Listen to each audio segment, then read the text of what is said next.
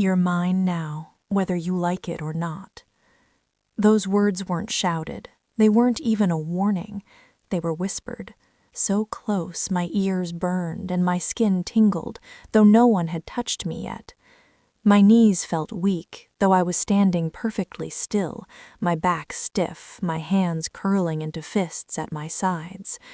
The room itself seemed to contract around me, walls closing in slowly, deliberately, like some invisible hand was trying to pin me where I was. I froze, breath hitching, heart hammering like a guilty drum. I could hear the faint hum of the air conditioner, the distant splash of rain against the pavement below, and the soft creak of the wooden floor beneath his weight. Every sound was amplified, sharp, intrusive. My chest tightened and I swallowed, trying to convince myself that I could breathe normally. The city lights outside the office windows blurred into streaks of gold and red, rain painting the night in trembling patterns across the glass. It almost looked beautiful if I didn't think about why I was here. The world beyond the office, a world of normal people, normal lives, felt impossibly distant, and yet all I could see was him, leaning against the doorway, dark and impossibly still, eyes sharp enough to cut through any pretense I might have been clinging to. The rain dripping from the edge of the awning outside mirrored the slow, steady trickle of panic that crawled down my spine. His presence was magnetic in a way that made my chest ache, not just because he was handsome, though he was impossibly so, but because he commanded attention without moving a muscle. The kind of presence that made you hyper-aware of every inch of yourself, your hands trembling slightly, the quick intake of your breath, the way your hair fell awkwardly over your face. I wanted to look away, I needed to look away, and yet I couldn't, not without feeling like I was betraying some unspoken rule, like I would be punished for the fleeting thought that maybe, just maybe, I wanted him to notice me this closely. I shouldn't have been here. I knew that. Every rational part of me screamed it. He was dangerous, untouchable, a world I didn't belong in. My mother's hospital bills weighed on me like a physical weight, pressing into my shoulders, tugging at my stomach. Each unpaid invoice felt like a nail in my spine. And yet, I had signed the contract. I had put my name on that paper, and that decision, rash and desperate, had brought me here. Desperate doesn't listen. Desperate signs contracts it doesn't understand, puts itself in hands it shouldn't trust. Desperate accepts a world of shadowed corners, of polished wood and silence, of heavy cologne and heavy stairs. That's how I ended up here, sitting at his massive oak desk, staring at a pile of bills I couldn't pay, inhaling the scent of his cologne, warm, expensive, addictive. I could close my eyes and imagine it alone, the mixture of leather, subtle spice, and faint tobacco curling around me like a drug. It made my stomach twist with longing and fear all at once. The desk between us was enormous, a massive slab of polished oak that could have swallowed anyone who dared to approach. Yet somehow, it didn't feel like a barrier. Not really. Instead, it framed him, like it existed to emphasize the space he commanded, the gravity he pulled everything toward, including me. The room itself seemed secondary, an empty stage for him to occupy, and I was just a spectator, trapped by my own curiosity, by the dangerous fascination I couldn't control.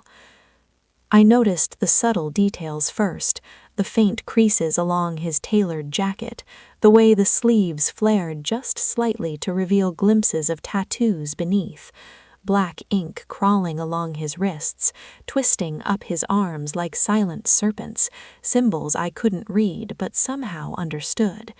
Every line was deliberate, purposeful, and the more I looked, the more I became aware that I shouldn't want to memorize them, shouldn't want to linger on things that didn't belong to me, yet I couldn't look away. My eyes traced patterns I had no right to know, committing every inch to memory like it was vital to my survival, though I knew better. Do you understand what you're getting into? His voice cut through the quiet like a slow blade, not loud, not harsh, but low, intimate, and deliberate. The way he spoke made it feel like a secret, one I wasn't supposed to know, yet somehow I needed desperately to hear. I swallowed, throat dry, heart hammering in my chest like it wanted to escape. I think so, I whispered, though my voice cracked despite my efforts. The lie came easily, reflexively, because admitting the truth, that I had no idea what I was stepping into, that the weight of it terrified me, would have made me weak in front of him, and I had already learned that weakness was visible to him before it even existed. He took a step closer, just one, deliberate, measured, and suddenly the space between us wasn't a room, wasn't a desk, it was a tension field, thick and tangible, every inch heavy with unspoken warnings and promises. My pulse spiked, hands gripping the edge of the desk until my knuckles burned white. My stomach knotted so tightly that it felt like it would twist itself into knots. I need more than that, he said. The words were calm, but there was weight behind them, a demand, a challenge, an invitation. I couldn't tell which, and that uncertainty made it all the more dangerous. More than what? I asked, trying to keep my voice steady, trying to sound braver than I felt, but it faltered halfway through. My breath hitched, my eyes darted to the desk, to the floor, to anywhere that wasn't him, though I knew I wouldn't find refuge there. More than thinking you understand, he said, tilting his head, eyes narrowing just slightly. His gaze was precise, pinning me in place as though he could read every thought before it fully formed. He moved again, closer, but still cautious, still measured, not touching, not yet, just close enough that the air shifted, that I could feel the subtle warmth radiating from him, the faint pulse of energy that made my skin tingle. It was maddening. I hated the way my body betrayed me, hated the way the tension coiled in my chest like a living thing, and yet I craved it. "Why are you staring at me like that?" he asked quietly, voice low, teasing, dangerous. "Like you're trying to memorize me before I disappear?" I swallowed hard. I'm trying to understand." The words sounded weak, even to me, but it was true. I was trying to decode him, trying to grasp why someone like him existed, why he held so much control over everything, including me. "Understand me?" he repeated, a faint smirk tugging at the corner of his mouth. "Do you think anyone can ever truly understand me?" "I don't know," I admitted, voice barely audible, "but I want to." His gaze sharpened, and for a moment I could feel the weight of his scrutiny pressing down on me like gravity. "Wanting isn't the same as being ready. Are you ready?"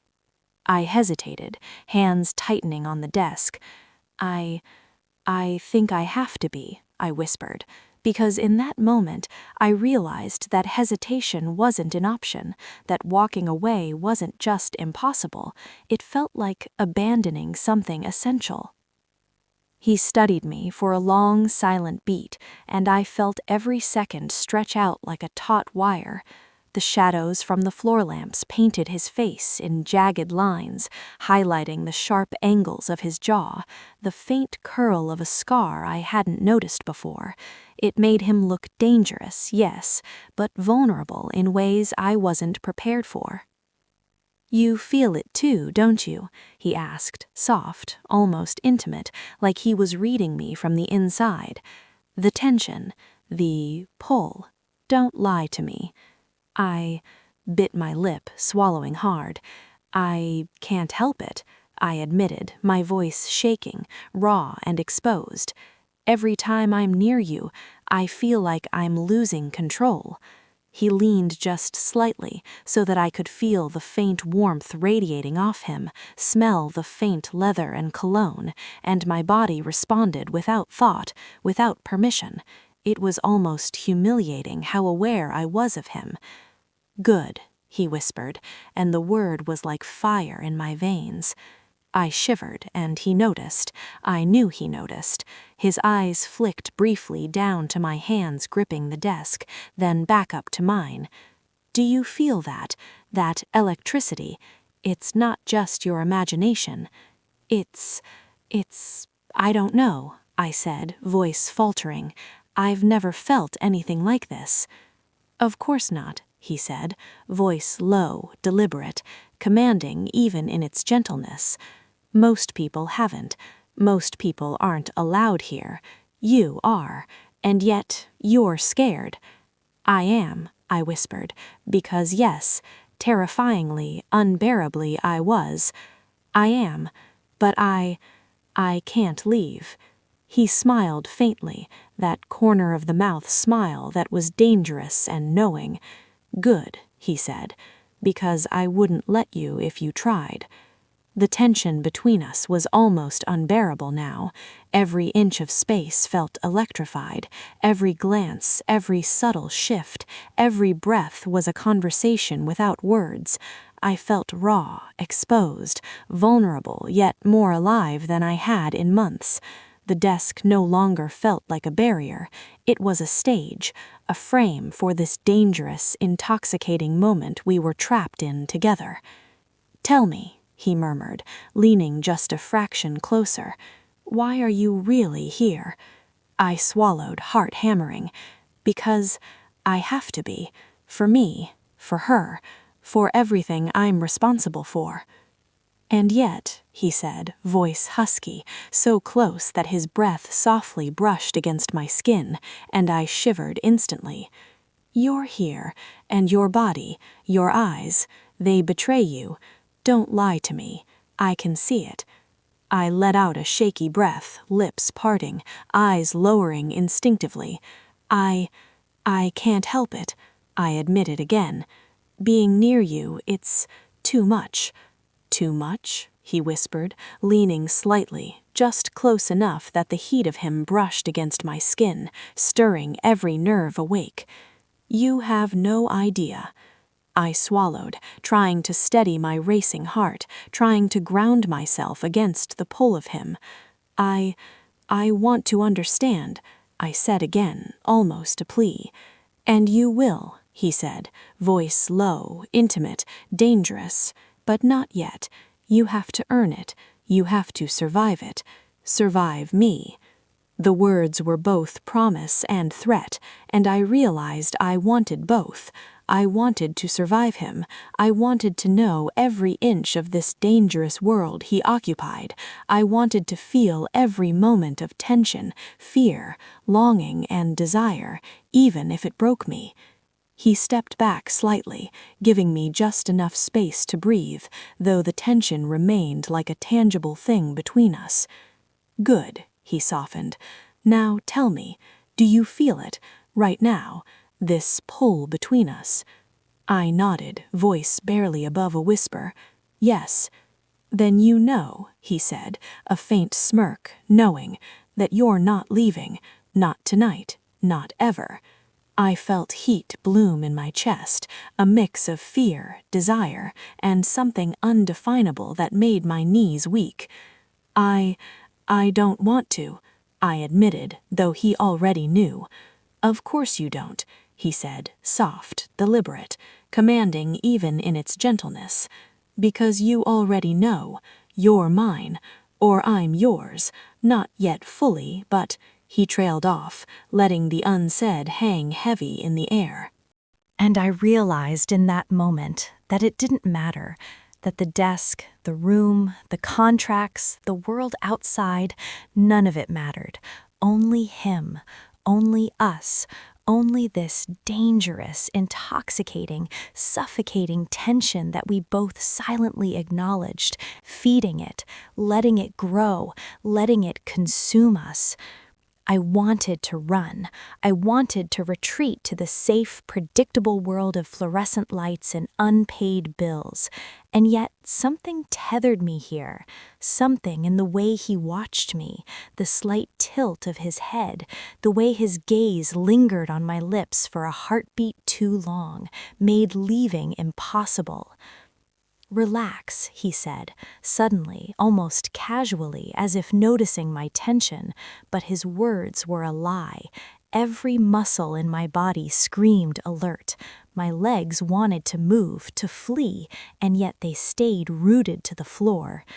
"You're shaking," he observed. I started, but stopped. How could I explain that it wasn't just fear, that it was anticipation too, that every nerve ending in my body was screaming that I was acutely, painfully aware of him in a way that felt both thrilling and dangerous? "You're trembling," he repeated, softer this time, almost indulgently. He wasn't angry, wasn't impatient. He was waiting for me to unravel, waiting for me to admit the truth I barely understood myself, and that made me want to disappear, made me want to curl into myself, close my eyes and pretend I wasn't here. But I didn't. I couldn't.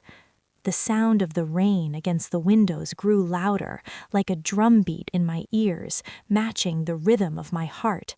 The office felt alive in the quiet, each shadow a potential threat, each light a spotlight exposing me to him. My pulse raced, and my fingers flexed against the desk, trying to hold on to some semblance of control. I stole a glance at him, careful, subtle. His expression hadn't changed. Calm, precise, predatory almost, yet not in a way that screamed danger outright.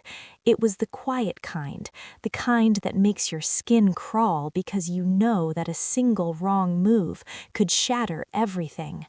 My stomach twisted again, a mixture of fear and something far too primal to name. "Why am I here?" I whispered under my breath, not expecting an answer. It wasn't a question meant for him, it was a question meant for myself. I hated that I didn't have a clear answer. I hated that desperation, need, and curiosity had lured me into this space, into his orbit, and now I couldn't disentangle myself. He tilted his head slightly, as if he had heard my thoughts anyway.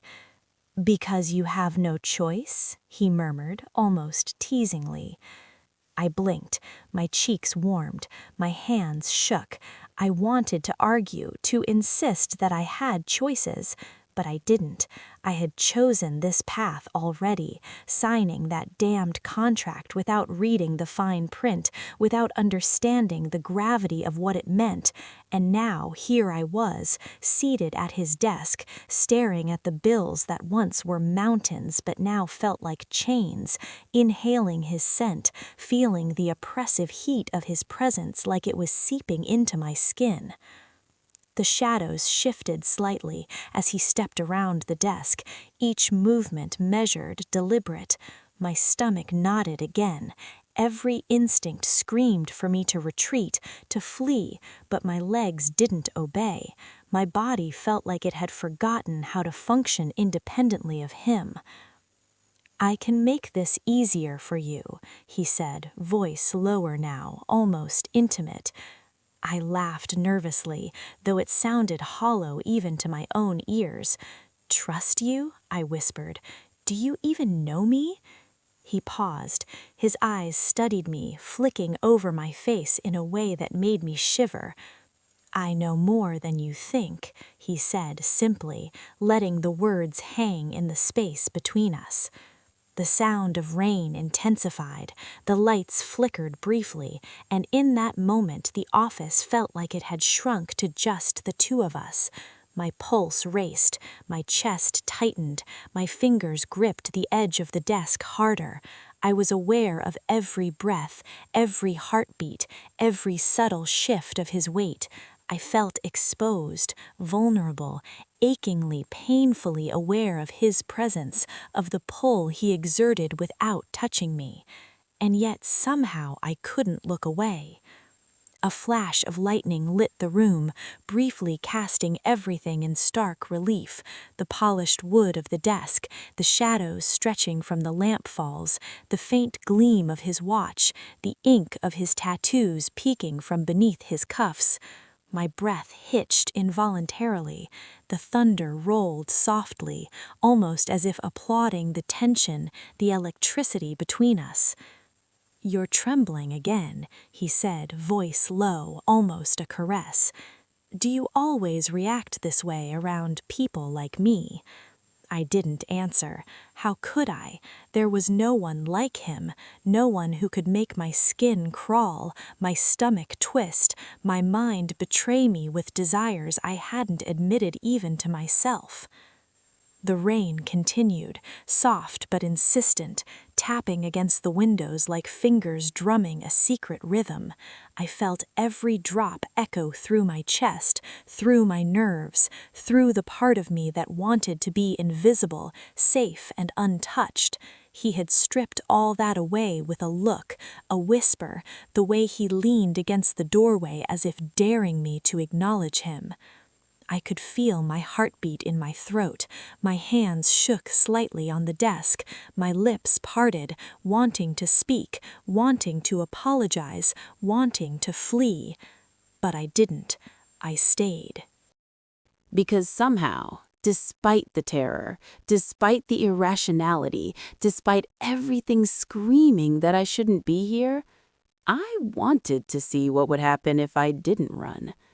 And in that small, suffocating moment, with the city blurred in streaks of light and rain, with the scent of his cologne curling around me, and the quiet power of his presence pressing in like gravity, I realized I wasn't entirely sure I could leave, even if I wanted to. I was 24, alone in a city that chewed women like me up and spat us out when we weren't careful.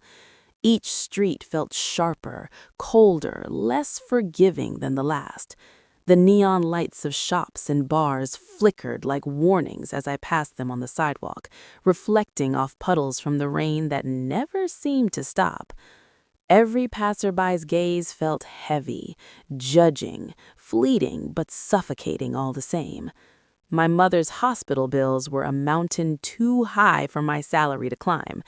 Each statement in the envelope felt like a weight pressing into my chest, the ink bleeding into my anxiety, forming chains I couldn't break.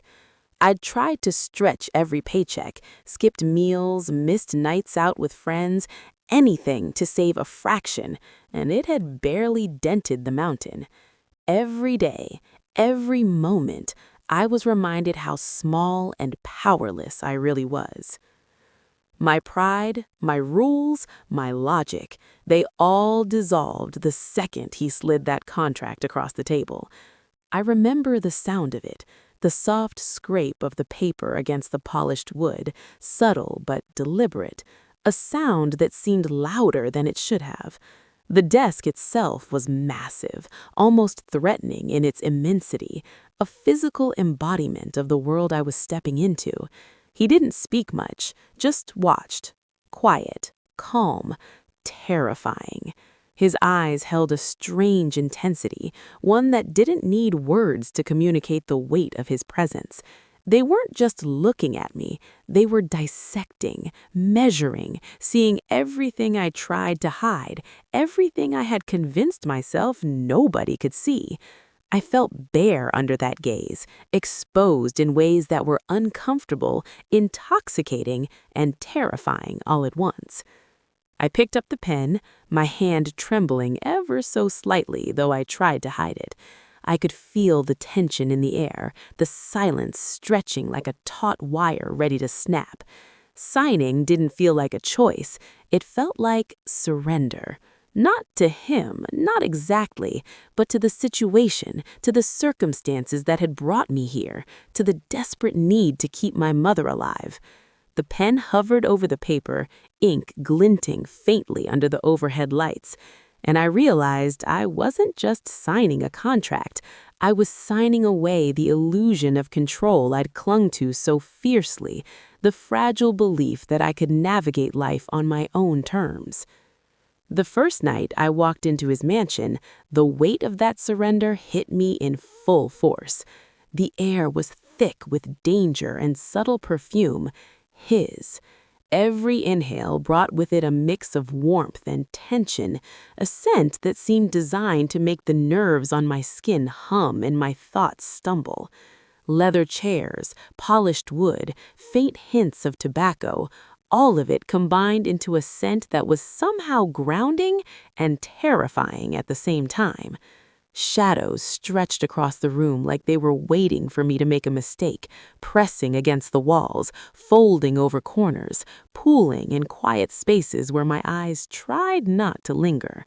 And I did make a mistake immediately, in a way I didn't even know was possible. I looked at him, really looked at him. He was standing by the fireplace, arms crossed, every muscle perfectly poised, as if he could move at any second and the world would have to bend to his will. Ink crept up from under the cuffs of his crisp white shirt, snaking along his forearms like silent warnings, symbols of power, of danger, of control. The tattoos weren't hidden, they were meant to be seen, and I could feel every one of them press into me through the intensity of his gaze. My body betrayed me, warmth rising from a place I didn't know still existed in me, a bloom of heat I couldn't rationalize, couldn't quiet, and didn't want to. My chest tightened, my stomach knotted, and I felt a trembling that wasn't just nerves. It was a reaction to the pull of him, the gravity of his presence, the way he filled the room without moving. "You're trembling," he said, voice low, deliberate.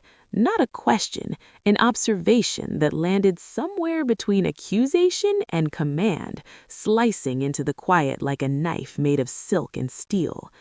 I swallowed hard, hoping to steady my voice, hoping to reclaim some fragment of composure I had lost the second I crossed that threshold.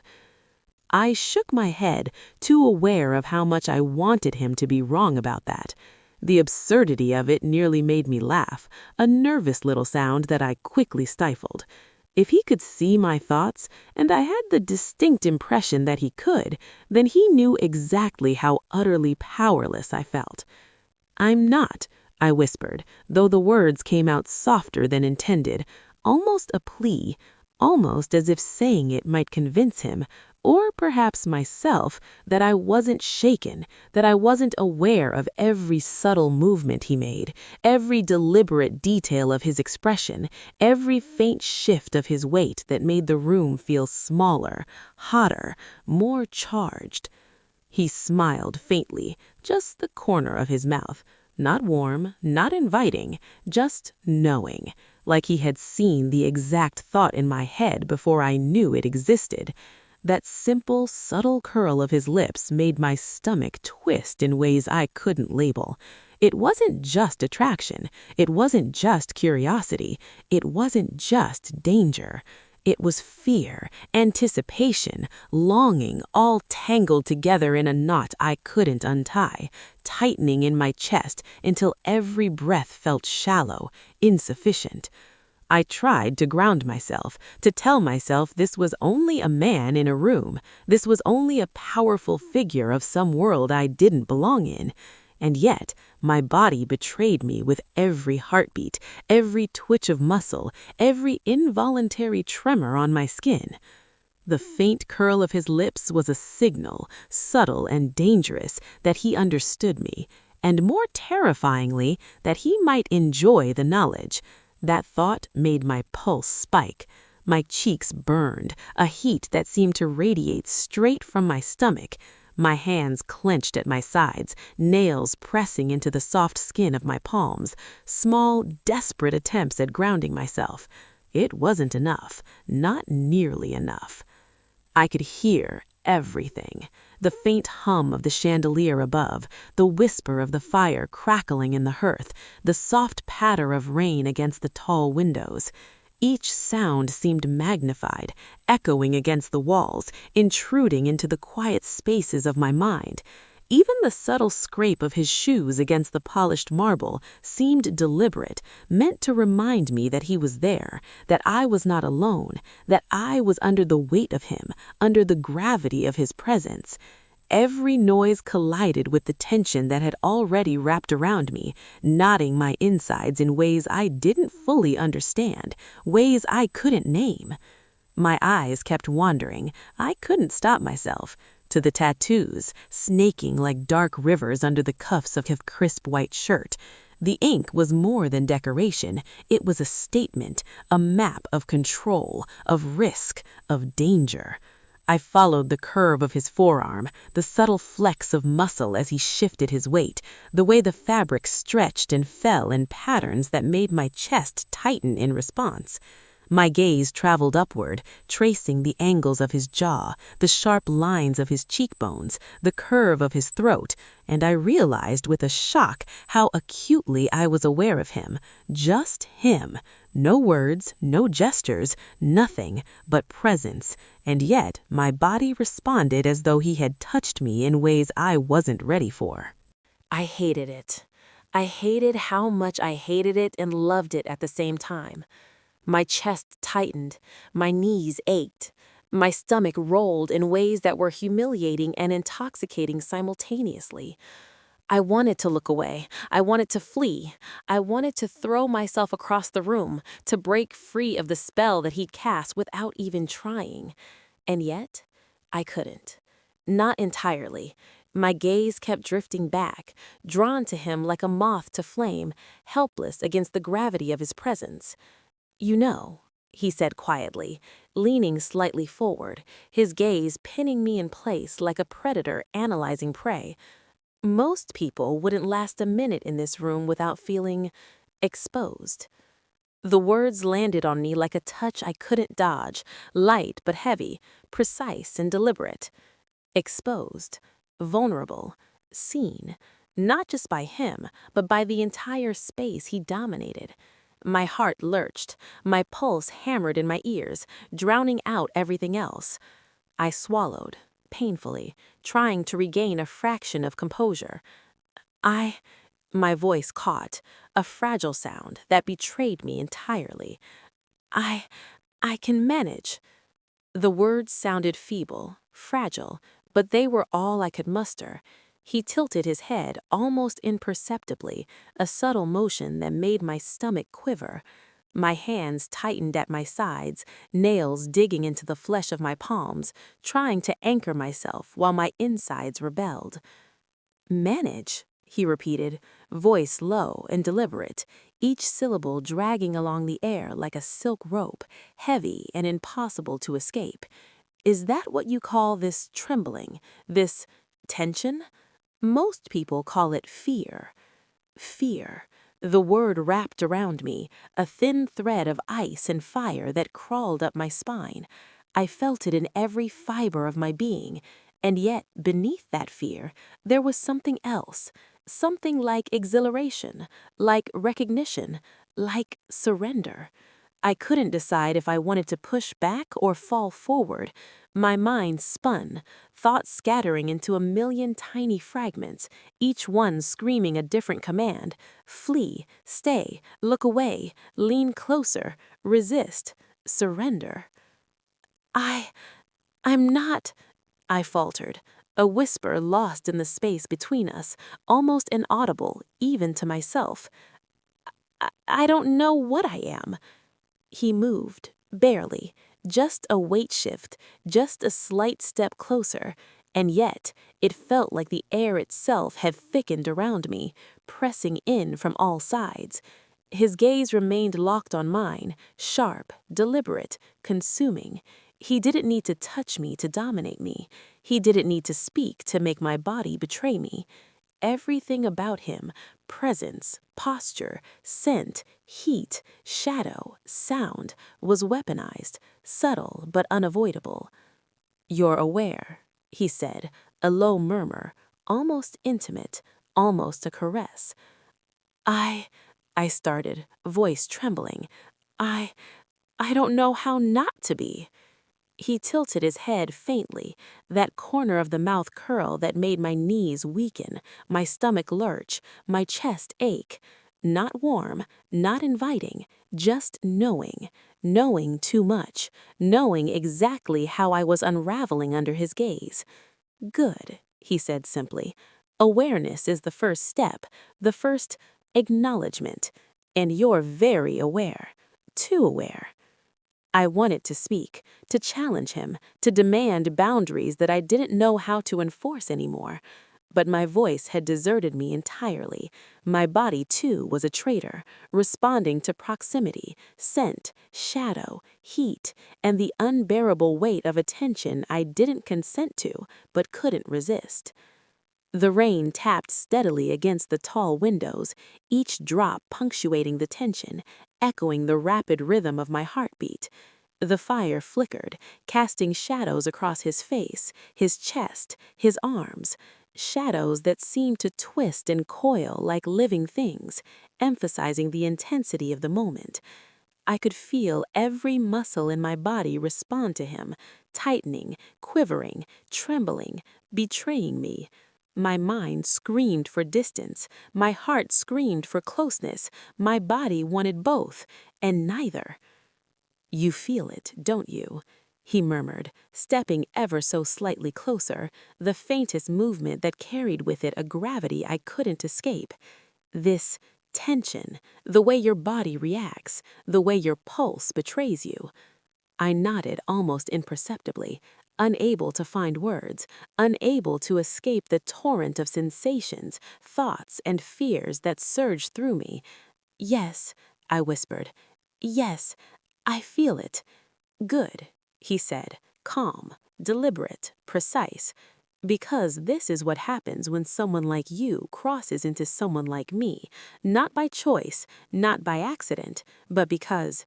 His voice dropped to a near whisper, low, intimate, deliberate. You can't resist it, and neither can I. My chest tightened, my breath hitched, the weight of his words pressed into me, heavier than any physical force, more intoxicating than any drug.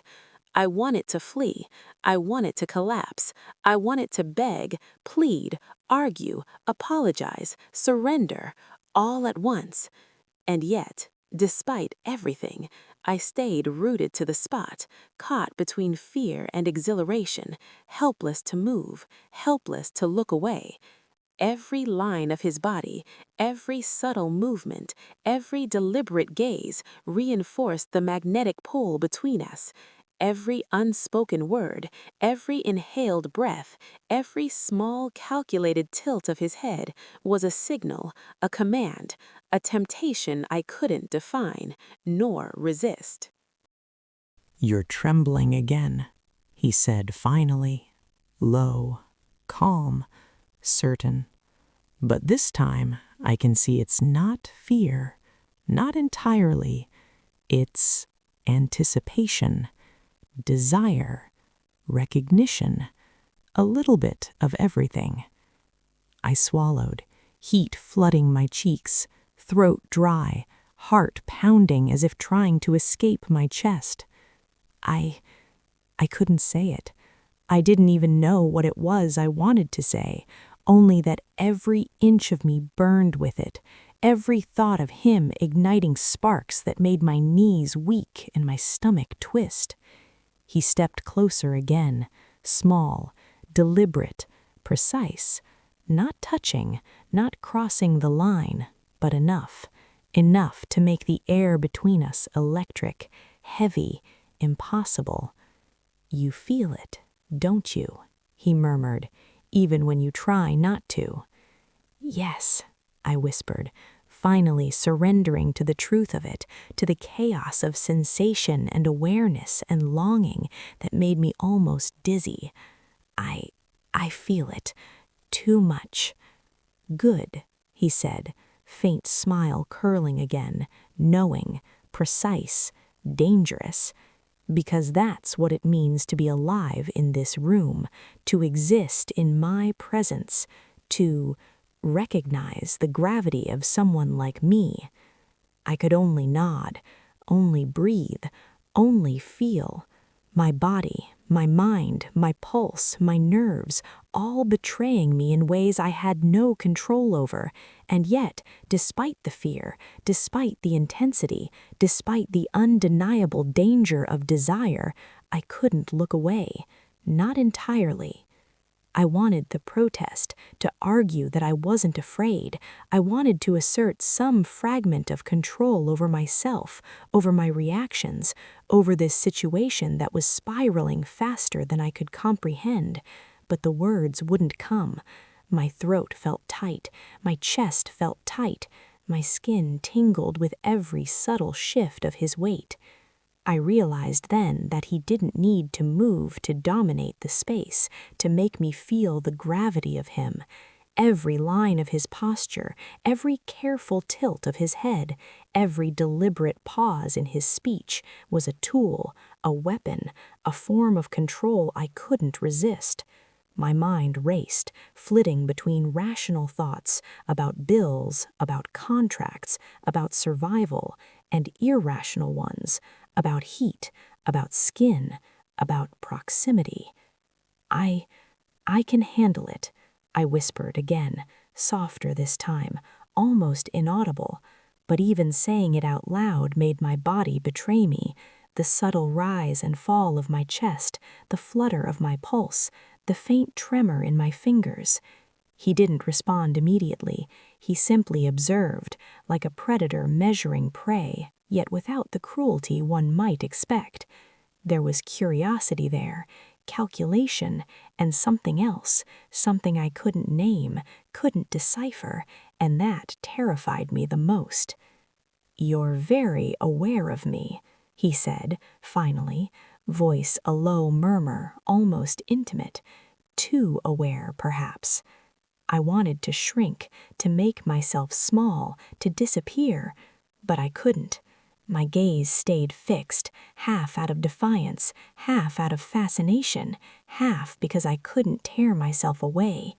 A single raindrop slid down the window pane, catching the firelight and refracting a tiny flash across the floor.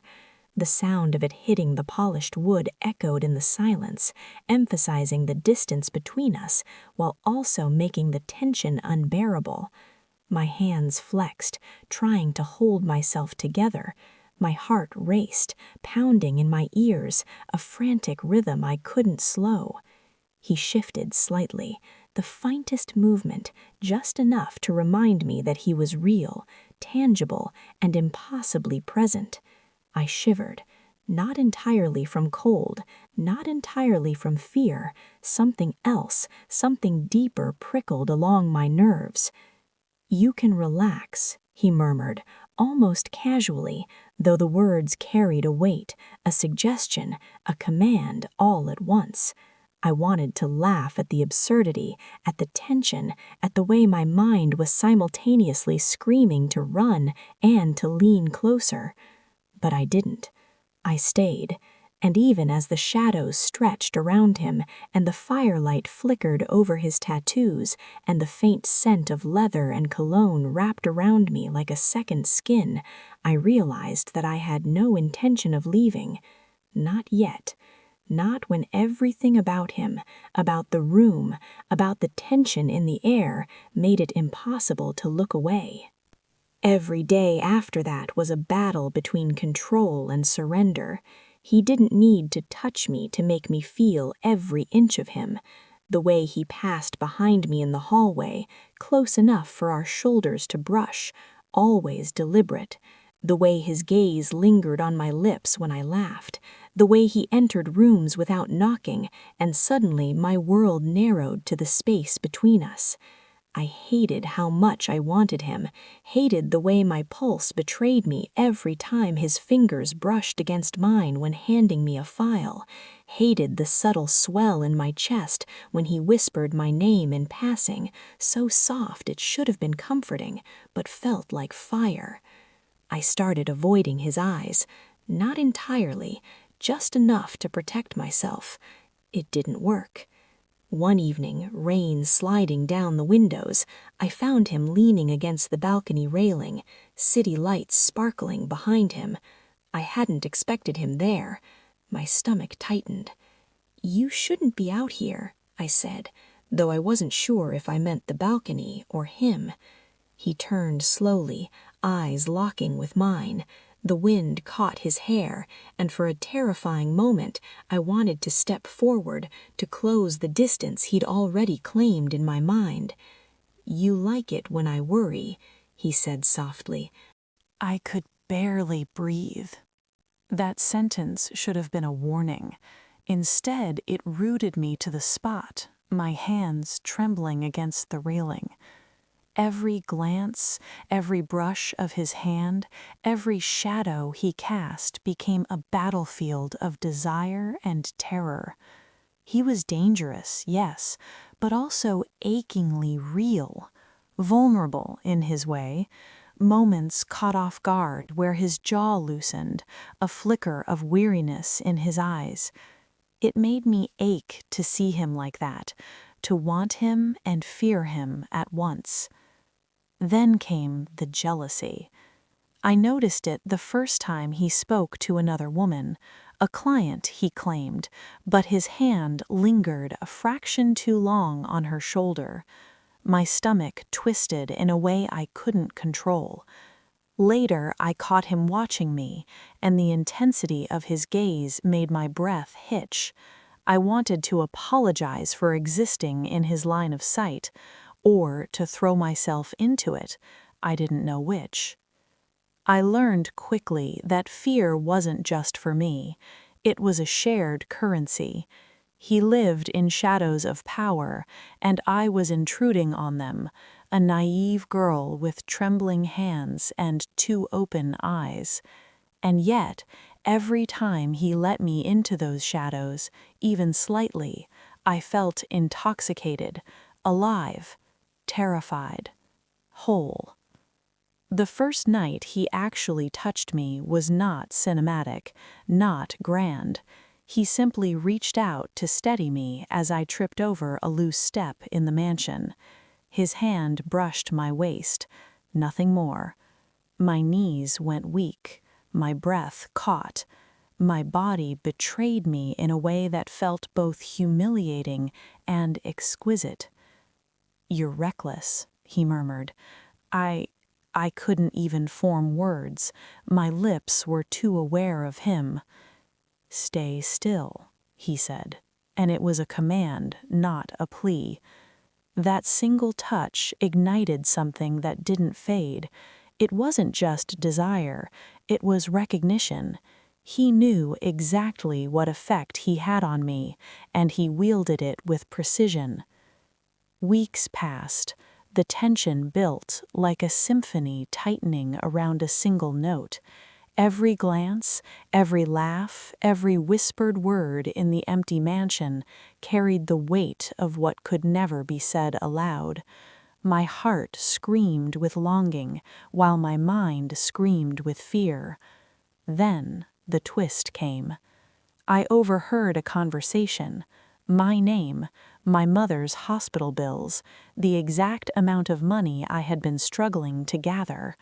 And his voice, calm, almost tender. I arranged everything. She didn't need to sign. She could have walked away any time. I felt sick, betrayed, exposed. The ground I had thought I was standing on vanished. When I confronted him, trembling, words spilling faster than I could control, he simply listened, not defensive, not cruel, just observing, as if my fury was an expected storm. "You think I tricked you," I accused, voice breaking. He stepped closer, slow, deliberate, his shadow swallowing me. "I needed to know you'd stay," he said, quietly, "not because you had to, because you would." I hated him. I hated myself. I hated how much that answer made my chest ache with a longing I couldn't name. I quit. I left. Nights without him felt endless. The mansion, the city, the rain, they all conspired to remind me of the space he had filled inside me. I hated the weakness his absence revealed. I hated missing him. And then, in the cold, quiet night, I realized something. I wasn't just afraid of him. I was afraid of losing myself to him. Weeks later, he returned, not shouting, not demanding, not a single word screamed into the night to drag me back into his orbit. He simply appeared, standing in the doorway, framed by the faint glow of the city behind him. Rain dripped from his hair, streaking along the strong planes of his face, sliding down the contours of his jaw. His jacket clung to him as if it had been painted onto his form, dark fabric outlining every curve, every line, every motion in a way that made my breath catch. He didn't need to speak immediately. He just stood there, scanning me with that impossible intensity, eyes sharp and penetrating, as though he could see not just my body, not just my movements, but the fragile thoughts hidden behind my careful facade. My pulse spiked, and I felt my knees weaken in ways that I had thought I had conquered over the weeks he had been gone. The apartment felt suddenly smaller, tighter, the space between us electrified by the weeks of absence, by every unspoken word, by every echo of desire left dangling in the air the last time we were together. "I won't cage you," he said, finally, his voice low, deliberate, carrying a weight that made my chest tighten. The words landed on me like a feather pressed against a stone. They weren't a threat, they weren't a promise, they were something far more terrifying. Truth, vulnerability. And yet, as much as I wanted to flee, to step back and regain control, I found my feet rooted to the floor. My hands trembled slightly, but the tremor felt different than before. Not fear, not shame, but anticipation, recognition, awareness. I whispered, my voice tentative at first, then steadier as I stepped forward, closing the small distance between us. "I'm not afraid anymore." His gaze softened just enough to make my stomach quiver in confusion. The same eyes that could have burned through steel, that could have frozen anyone in their place, now seemed to regard me with a mix of admiration and curiosity, as though he were trying to measure exactly how much of myself I had brought into this confrontation. The rain outside fell harder, each drop hitting the balcony railing in uneven patterns, the sound like a staccato heartbeat that matched my own. The city hummed faintly below us, distant traffic blurred by the storm, neon lights streaking in reds, yellows, blues across slick pavement. But I barely noticed. All I could register was him, and the way the air seemed to thicken between us, saturated with months of longing, fear, hesitation, and the smallest, most electric sparks of desire. Then he moved, slowly, deliberately, intentionally, not possessively, not claiming, just touching me lightly, fingertips brushing my arm, lingering for a heartbeat too long to feel casual. My breath caught in my throat. My body responded instinctively, heat blooming from the center of me outward, legs trembling slightly, fingers curling as if holding onto air for stability. The touch was everything. Not ownership, not dominance, but recognition. A silent promise, a confession that spoke louder than any words ever could. "You're here," he murmured, voice soft but husky. "You didn't run. You came back." My lips parted, then closed again, words failing me.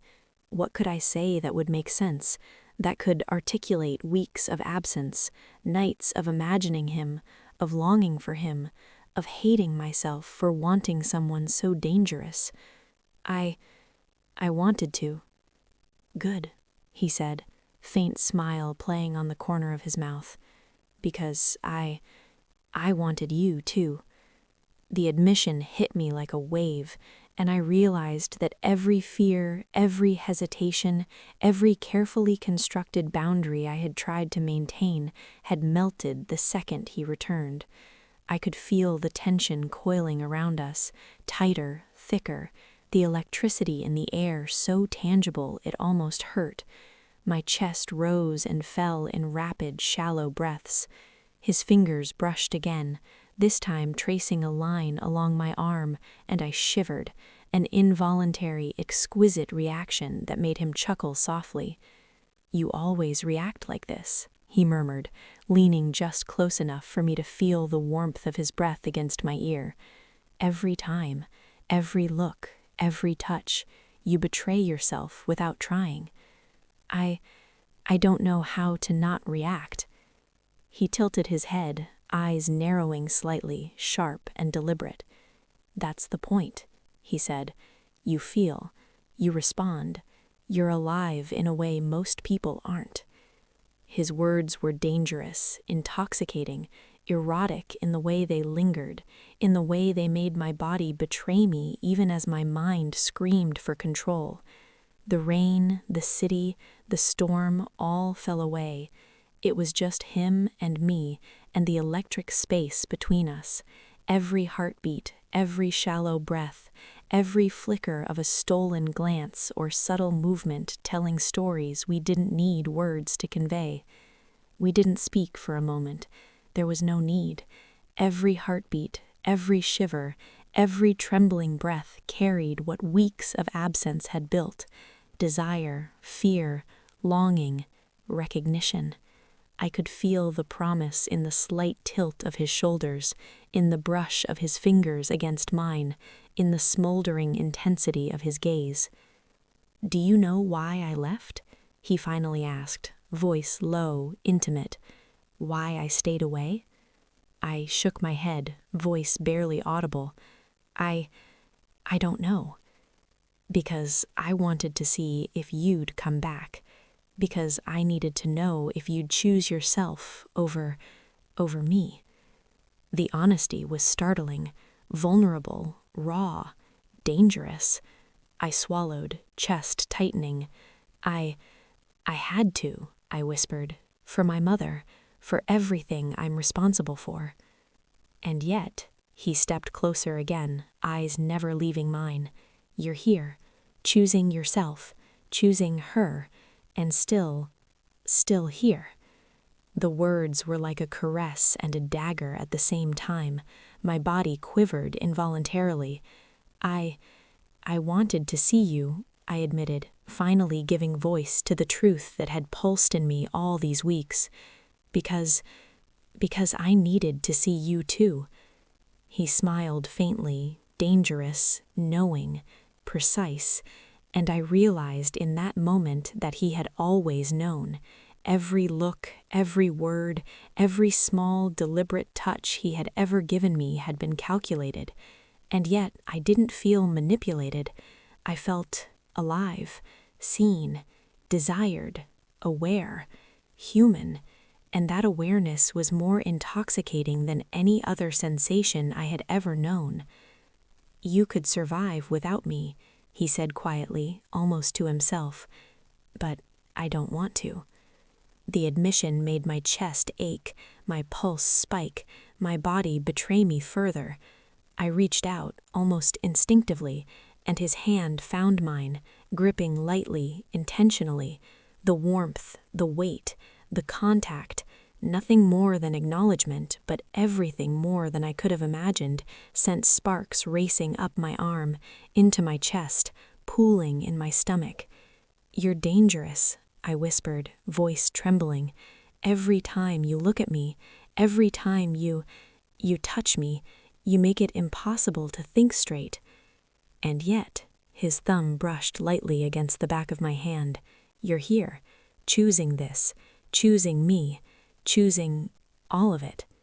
I swallowed, trying to regain composure, trying to steady the rapid rhythm of my heart. I don't know why I stay, only know I can't leave you, not entirely, not after all of this.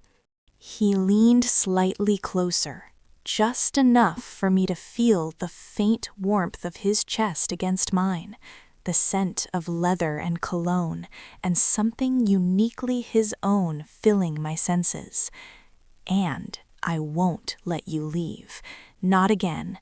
Not after this." The city blurred behind him, neon and rain streaking into abstract patterns. The world outside ceased to exist. Only us. Only the rain tapping softly against the balcony. Only the faint hum of electricity between our fingertips. Only the long weeks of absence, tension, and unspoken desire erupting into a single, quiet, electric acknowledgement that could not be denied. I felt it fully, truly, in a way I had never allowed myself before. The dangerous, intoxicating, heartbreaking pull of a love that was as real as it was forbidden. I had signed a contract to save my mother. I had agreed to enter a world I didn't belong in. But I stayed, not for obligation, not for duty, not for fear. I stayed because I wanted him to see me, to recognize me, to acknowledge me in the way that mattered most, because I wanted to see him too, to see everything all at once, the danger, the darkness, the vulnerability, the humanity, to see him reflected in myself, to see myself reflected in him. And in that moment, as rain streaked across the glass, as the city pulsed quietly below, as every heartbeat between us resonated like a drum, I realized something terrifying and beautiful. I could survive him. I could survive the danger, the darkness, the desire, but I couldn't survive without him.